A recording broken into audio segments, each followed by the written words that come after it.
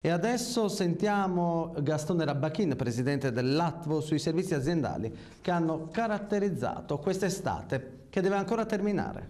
Una stagione significativa soprattutto per alcune novità che sono state introdotte rispetto agli anni scorsi e quindi ad alcuni servizi sia urbani o servizi un po' particolari che hanno visto un consenso davvero superiore alle aspettative.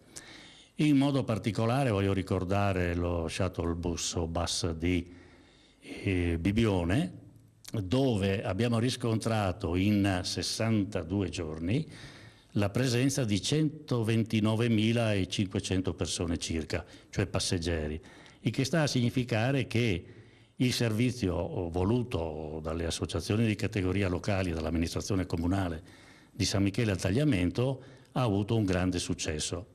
Per noi è importante fare il servizio, ma ovviamente è anche altrettanto importante vedere che il servizio viene utilizzato.